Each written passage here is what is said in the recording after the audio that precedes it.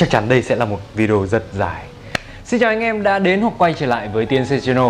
Sau một thời gian dài ơi là dài mình vắng bóng thì hôm nay mình đã mang series PC 101 quay trở lại rồi đây anh em. Và trong số PC 101 lần này thì chúng ta sẽ cùng nhau nói về một thành phần vô cùng quan trọng trong dàn máy tính của chúng ta. Đó chính là RAM. Thực lòng mà nói thì cũng giống như là CPU, mainboard, nguồn hay là ổ cứng, RAM là món linh kiện không thể không có trong dàn PC của chúng ta nếu anh em muốn chiếc máy tính của mình hoạt động được. Thậm chí không chỉ ở những hệ thống máy tính cá nhân, chúng ta còn thấy sự xuất hiện của RAM ở rất nhiều loại thiết bị khác như là smartphone hay thậm chí là cả những chiếc điện thoại cục gạch nữa cũng có luôn đấy. Và bản thân linh kiện này cũng là món có biên độ thay đổi giá cực kỳ lớn, như là hồi năm 2017, đầu 2018 thì chúng ta đã từng phải phát sốt lên thực sự vì giá RAM cao ngất ngưỡng. Còn thời điểm cuối 2019 đầu 2020 này thì giá RAM lại cô vùng vô cùng là dễ chịu đấy, líu cả lưỡi. Vậy thì RAM hay cụ thể hơn là RAM máy tính là gì, chúng ta sẽ cùng khám phá trong video hôm nay nhé.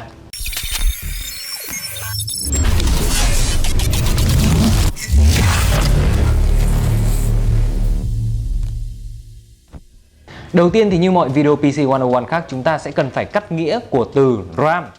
RAM là từ viết tắt cho cụm từ tiếng Anh là Random Access Memory, có nghĩa là bộ nhớ truy xuất ngẫu nhiên. Cái này phải nói là kiến thức phổ thông luôn rồi anh em ạ. Không ai từng học sách giáo khoa tin học lớp 10 bài 3 trang 21 mà lại không biết cái điều này.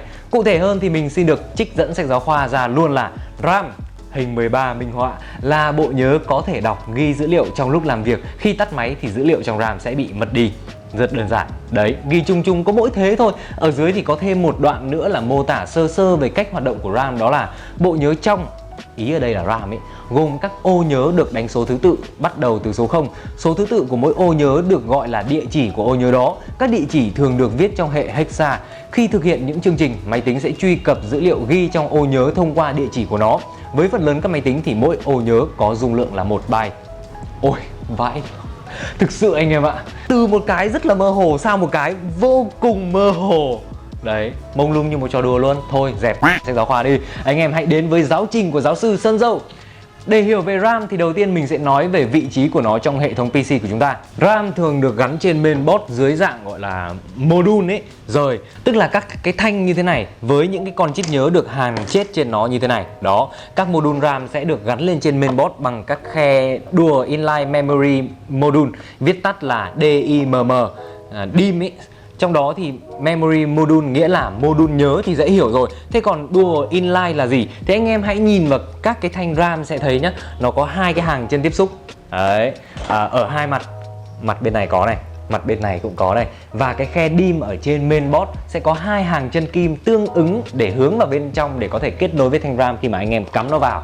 Đó, rất đơn giản, dễ hiểu đúng không? Dual Inline nó là như thế. Về số lượng chân tiếp xúc thì tùy thuộc vào mỗi thế hệ RAM DDR2, 3 hay là 4 gì đấy mà sẽ khác nhau, cả cách sắp xếp nữa. Nhưng mà chúng ta sẽ nói cái đó sơ sơ thôi, bởi vì là bây giờ hầu như là anh em chúng ta đều sử dụng DDR4 hết rồi, DDR3 nó quá là cũ rồi. Ví dụ đây mình có thanh RAM 2 và anh em có thể đặt cạnh thanh RAM 4 để so sánh. Anh em sẽ thấy cái rãnh khoét ở trên RAM nó khác nhau này, rồi thì cái số lượng chân tiếp xúc cũng khác nhau và kích thước chân tiếp xúc cũng khác nhau. Chỉ có mỗi cái giống nhau đấy là cái kích thước của thanh RAM. Đó, kích thước nó dài bằng nhau và những cái khe đỡ ở đây nó cũng xem với nhau. Thế thôi. Rồi, mỗi mainboard của chúng ta sẽ có thể là có 2, 4 hoặc thậm chí là 8 hay thậm chí là nhiều hơn số lượng khe DIMM để chúng ta có thể gắn RAM lên trên đó. Nhưng mà phổ biến nhất trên thị trường phổ thông hiện nay là 2 hoặc là 4 khe RAM như thế này. Rồi, thế thì RAM hoạt động như thế nào? Cái này mới đau đầu này. Nó đóng vai trò gì trong hệ thống PC của chúng ta? Hiểu một cách đơn giản thì RAM là một người thủ thư trong một thư viện sách khổng lồ vậy. Anh em hãy tưởng tượng chúng ta đang đứng trong một cái thư viện to dã man con ngan luôn. Có hàng triệu cuốn sách về hàng ngàn lĩnh vực được đặt trên các kệ sách, tượng trưng cho hàng ngàn phần mềm, hàng ngàn dòng code, hàng triệu dòng code được lưu trữ trong ổ cứng HDD hoặc là SSD của anh em. Và lúc này cái bản thân chúng ta là CPU nhá, cần phải xử lý thông tin về trị dậu chẳng hạn, thì ngay lập tức là quyển sách tắt đèn của Ngô Tất Tố sẽ được lấy từ trong ổ cứng, lấy từ trên kệ sách và đặt lên trên bàn của người thủ thư. Lúc này thì chúng ta có thể dễ dàng đọc được nội dung của cuốn sách đó mà không cần phải lần mò trong cái thư viện hàng triệu, hàng ngàn, hàng triệu quyển sách kia để tìm từng quyển một nữa. rất là mất thời gian. Mọi dữ liệu mà CPU cần để xử lý phần mềm sẽ được lấy ra từ ổ cứng, sau đó nạp vào trong các cái thanh RAM này, và từ đó CPU sẽ có thể trực tiếp lấy cái số dữ liệu này từ RAM để xử lý một cách vô cùng là nhanh chóng mà không bị cái tốc độ chậm của HDD hoặc là SSD làm hạn chế tốc độ xử lý dữ liệu. Do RAM có tốc độ đọc ghi cực kỳ cao, gấp hàng chục lần so với SSD nhanh nhất hiện nay nhá. Còn tại sao nó nhanh hơn thì lát nữa chúng ta sẽ tìm hiểu sau nhá. Còn về nguyên lý hoạt động của RAM thì như thế nào? Như trong sách giáo khoa tin học lớp 10 cũng có nói thì RAM là bộ nhớ có thể đọc ghi dữ liệu lúc làm việc. Khi mà tắt máy thì dữ liệu trong RAM cũng bị mất đi. Tức là RAM cần có điện để hoạt động, để đọc ghi trạng thái lên các ô nhớ của nó. Khi mà ngừng cấp điện thì các cái trạng thái này cũng sẽ mất đi. Từ nguyên lý này thì chúng ta sẽ có nhiều loại RAM khác nhau. Đầu tiên là RAM động, đó là Dynamic RAM, tức là DRAM. Loại RAM này sẽ chứa các tụ điện siêu nhỏ có tác dụng tích trữ điện tùy theo trạng thái của một bit dữ liệu là 0 hoặc 1 mà nó được nạp vào. Khi mà có điện thì giá trị của nó sẽ là 1 và ngược lại, không có điện thì tức là 0. Sở dĩ Dynamic RAM được gọi là RAM động vì nó cần được refresh liên tục, nạp hoặc xả tụ điện liên tục sau một khoảng thời gian nhất định, thường là rất ngắn. Và cái việc refresh này là để bù đắp cho hiện tượng rò rỉ điện từ các cái tụ điện này. Và nếu không được refresh như vậy thì các bit dữ liệu được tích trữ trong DRAM sẽ mất dần đi. Bên cạnh DRAM tức là RAM động thì chắc chắn là chúng ta phải có loại RAM tĩnh, đúng không? Đó chính là SRAM, viết tắt của từ Static RAM. Khác với DRAM thì RAM tĩnh không cần xung điện làm mới liên tục theo định kỳ để có thể duy trì dữ liệu bên trong nó. Dĩ nhiên là nó vẫn là RAM nên anh em vẫn cứ phải bơm điện vào thì nó mới lưu dữ liệu được. Về nguyên lý hoạt động của SRAM thì chắc chắn là thôi anh em mình không cần phải đi vào quá sâu vì nó cũng khá là phức tạp, mà mình nghĩ là cũng không cần thiết cho những anh em mới chơi. Anh em chỉ cần biết là SRAM sẽ nhanh hơn DRAM nhưng mà cũng tốn điện hơn và tốn nhiều diện tích hơn so với RAM, và nó cũng đắt hơn rất là nhiều nữa. Thế nên là SRAM thường được tích hợp ngay bên trong CPU với dung lượng không cao, thường chỉ là vài kilobyte tới vài chục megabyte mà thôi, có nhiệm vụ là làm bộ nhớ đệm cách cho vi xử lý mà anh em vẫn thấy trong thông số của những cái con CPU ấy. Vâng, đó chính là SRAM đấy. Và loại RAM phổ biến nhất hiện nay chính là SDRAM. Nếu như mà chỉ nghe qua SDRAM thì anh em sẽ nhầm tưởng là đây là sự kết hợp giữa SRAM và DRAM, đúng không? Anh em nhầm rồi. Thực ra SDRAM là viết tắt của Synchronous Dynamic RAM.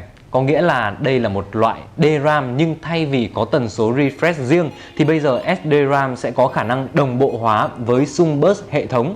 Mọi tín hiệu đều được đồng bộ chặt chẽ với xung nhịp của toàn bộ hệ thống, toàn bộ cái mainboard và CPU luôn. Chính vì thế mà tốc độ trao đổi dữ liệu giữa RAM và các linh kiện khác sẽ nhanh và chính xác hơn, không có độ trễ. Ngoài ra thì chúng ta còn có một số loại RAM nữa như là MRAM hay là FRAM hay là ReRAM, vân vân và mây, nhưng mà chúng khá là đặc thù và không được sử dụng phổ biến trong PC, cho nên là mình xin được bỏ qua để anh em đỡ bị rối não nhé.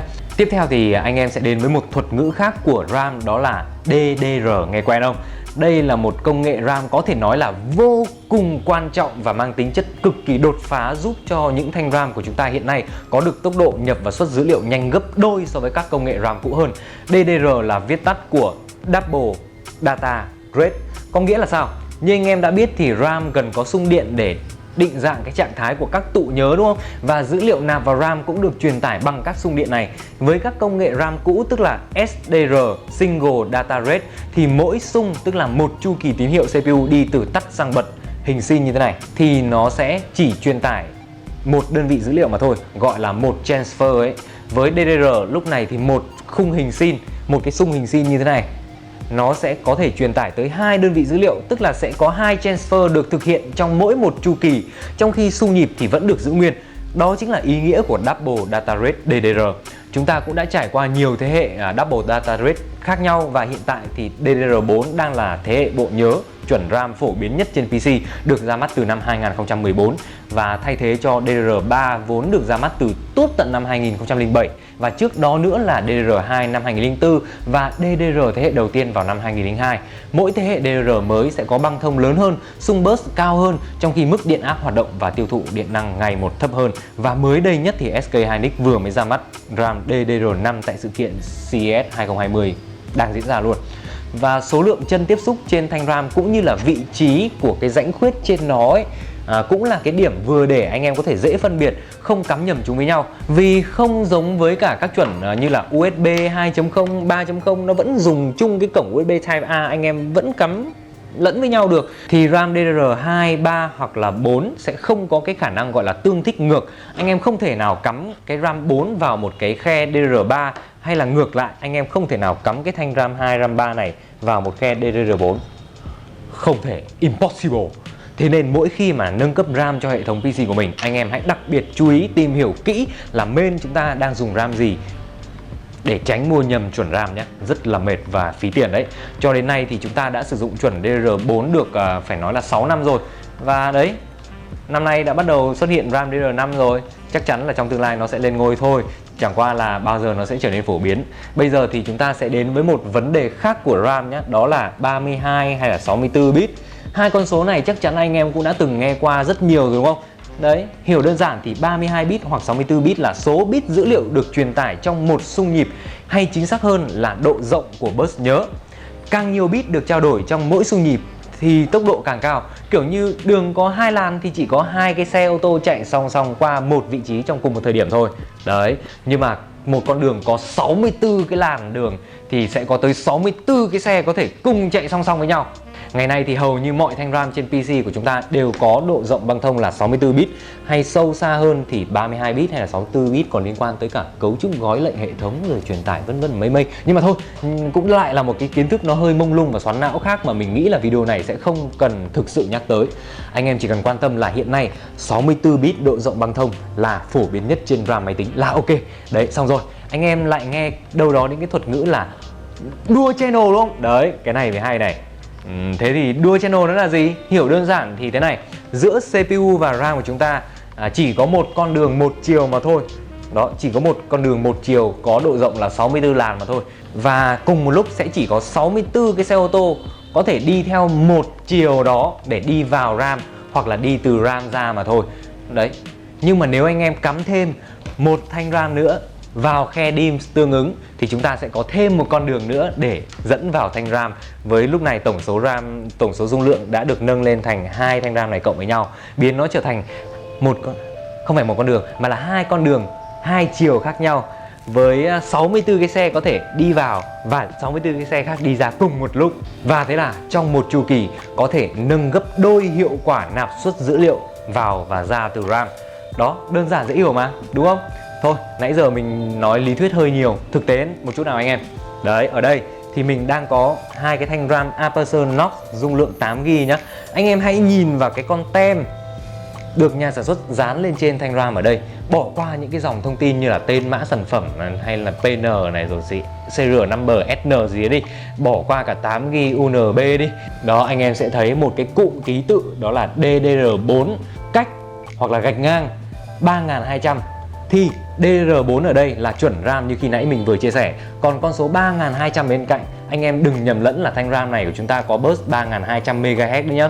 Mà con số 3200 ở đây là chỉ tốc độ số đơn vị dữ liệu truyền tải mỗi giây trên lý thuyết của thanh RAM này. Thông số này ký hiệu là MT-S, tức là Mega Transfer trên giây. Và 3200 MT trên S, tức là mỗi giây thanh RAM Aperture Knox này của mình có thể đọc ghi 3200 Mega Transfer, tức là 3.200.000 đơn vị dữ liệu, chứ không phải là con số 3200 này biểu thị cho bus RAM là 3200 MHz đâu nhá. Thực tế thì thanh RAM này không hoạt động ở 3200 MHz mà nó chạy ở bus là 1600 MHz. Nhưng do đây là RAM DDR, anh em nhớ không? Tức là mỗi xung truyền tải 2 đơn vị dữ liệu double rate, nên chúng ta mới có 3200 mega transfer trên giây. Mà 1 mega transfer bằng 1000 transfer, nên thanh RAM này sẽ truyền tải được 3.200.000 đơn vị dữ liệu mỗi giây. Anh em hãy nhớ con số này nhé. Ví dụ thực tế luôn cho anh em xem, đó là dàn PC của editor TNC Channel lúc đang dựng cái video này luôn. Đang sử dụng RAM Corsair Vengeance LPX có đây, cái thanh RAM này có cái transfer rate là 2666. Đó, họ sẽ ghi ở đây 2666. Và khi bật CPU Z lên để xem thông số RAM thì anh em có thể thấy ngay ở đây cái dòng DRAM frequency, tức là xung nhịp RAM chỉ quanh quẩn ở khoảng 1330 mà thôi, tức là bằng đúng một nửa con số 2666 ghi trên RAM. Thế thì quay trở lại với thanh RAM Aperture Knox DDR4 3200 sẽ có băng thông, hay hiểu đơn giản là tốc độ đọc ghi là bao nhiêu. Cách tính rất dễ hiểu, anh em lấy tỷ lệ truyền tải Trong trường hợp này là 3.200.000 nhân với 64 bit độ rộng băng thông rồi chia cho 8. Phải chia cho 8 vì tất cả đơn vị dữ liệu mà RAM trao đổi đều tính theo từng bit một và 8 bit thì mới bằng 1 byte nhé. Tính ra thì tốc độ của thanh RAM này sẽ là 3.200.000 nhân với 64 chia 8 bằng 25.600.000 byte một giây, tức là 25.000 megabyte một giây, tương đương khoảng 24,41 gigabyte một giây. Wow, quá khiếp, 24,41 GB một giây đấy anh em. Khiếp đúng không anh em? So sánh đơn giản như là con SSD NVMe chuẩn PCIe 4.0 của Corsair là cái con Force MP600 ấy, thì có tốc độ đọc tuần tự là 4.950 MB một giây, tương đương có khoảng 4,8 GB một giây mà thôi. Lèo tèo liu tiều vãi. Còn rất lâu nữa mới với tới được tốc độ của thanh RAM. Chưa kể là trong sự kiện CES 2020 đang diễn ra thì SK Hynix vừa ra mắt thanh RAM chuẩn DDR5 mà lúc nãy mình mới nói ấy, với tốc độ truyền tải là 6.400 MT trên giây, mega transfer một giây. Thông số thì cứ gọi là vãi linh hồn luôn. Tính sơ sơ nhá. 6.400.000 nhân với 64 rồi, chia cho 8, chia cho 1024 hai lần nữa là ra khoảng 48,83 GB một giây. 48,83 GB. Như vậy là anh em đã gọi là tạm hiểu thông số cơ bản về RAM rồi đúng không? Thực ra là còn một số cái thông tin nữa về độ trễ RAM, các chỉ số CL, cache latency, các thứ linh tinh nữa. Rồi thì timing RAM các kiểu. Nhưng mà mình nghĩ là với một video có thể nói là cơ bản thế này thì thêm mấy thứ đó vào sẽ thành quá dài và đôi khi là anh em cũng chả thèm quan tâm. Chỉ khi nào anh em thực sự hiểu biết về RAM và muốn ép sung RAM ấy thì mới cần biết đến những cái đấy thôi. Cho nên là mình sẽ hẹn anh em trong một video nào đó khác nhé. Còn bây giờ thì video cũng phải nói là quá là dài rồi, nên mình sẽ nói về một chi tiết quan trọng cuối cùng nữa mà chắc chắn là nhiều bạn quan tâm. Đó là cắm RAM như thế nào. Đấy. Ở đây thì mình có con main MSI MPG X570 Gaming Plus. Nó có 4 khe cắm RAM, 4 cái DIMM slot ở đây đúng không? Thứ tự từ khe gần CPU nhất trở ra là, đấy, tính từ CPU nhá, thì tính thứ tự là 1, 2, 3 và 4. Đó, rất đơn giản. Nếu anh em chỉ có một thanh RAM thì cắm ở khe nào cũng được, DIMM slot nào cũng chơi. Còn nếu anh em có hai thanh ấy thì hãy cắm ở khe số 1 và số 3 hoặc số 2 và số 4 để có thể tận dụng được cái gọi là dual channel. Đừng cắm khe 1 2 liền nhau hoặc là 3 4 liền nhau hoặc là 2 3 liền nhau, vì lúc này các cặp DIMM slot đó sẽ không được kết nối với nhau để tạo thành dual channel đâu. Trường hợp anh em gắn 3 thanh RAM thì sao? Cứ cắm 123, 234 hoặc 134 hay 124 đều ok, miễn là có một cái dual channel và một cái thanh lẻ thì cắm vào chỗ nào cũng được. Và nếu anh em rig kit thì thôi quất hẳn 4 thanh luôn, khỏi phải nghĩ làm hai cái dual channel. Hoặc là anh em rig kit nữa thì mua mấy con main mà có quad channel ấy, cắm full luôn, quá ngầu. Miễn sao là anh em cứ cắm RAM so le 1, 3, 2, 4 kiểu thế, cách một khe là ok, là tận dụng được dual channel, quá đơn giản đúng không? Ngoài ra thì RAM nó còn có một cái dạng RAM nữa là cái thanh RAM nhỏ nhỏ này. Cái này thì là RAM laptop anh em ạ. Nó cũng có DDR2 rồi DDR3, DDR4. Và cái chuẩn RAM này ấy, thì thực ra nó không khác gì cái thanh RAM trên PC của anh em đâu, và chỉ có kích thước khác thôi. Và cái khe cắm của cái thanh RAM này, khe cắm như thế này, ở trên laptop người ta gọi là khe SO DIMM, SO DIMM, tức là cái chuẩn khe nó nhỏ hơn khe DIMM thôi, chả có gì khác cả, nó y hệt. Cho nên anh em cũng có thể nếu như mà quan tâm về RAM laptop cũng có thể tham khảo cái thông tin của cái video này. Thật ra thì RAM laptop ngoài ra nó còn có những yếu tố như là nó sẽ có thông số thấp hơn, bớt thấp hơn, ăn ít điện hơn vân vân, cũng chả khác gì. Nhưng mà nói chung kênh TNC Channel chúng ta là về PC mà, nói về laptop nhiều làm gì đau đầu đúng không? Ngoài ra còn một yếu tố nữa, đó là nếu anh em có hai thanh RAM có số burst khác nhau.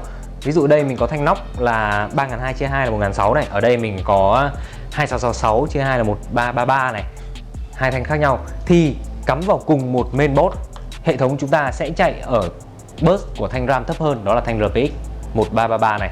Đấy, hai thanh RAM khác hãng, khác burst cũng hoàn toàn có thể cắm dual channel được với nhau, chỉ là cái hệ thống chúng ta sẽ chạy ở burst của thanh thấp hơn mà thôi. Đó, thế cho nên là anh em khi mà nâng cấp hay là chọn RAM mới thì nên cân nhắc để tránh lãng phí nhé.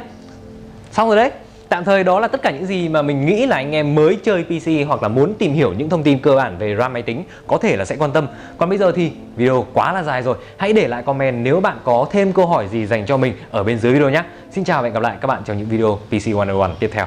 Bye.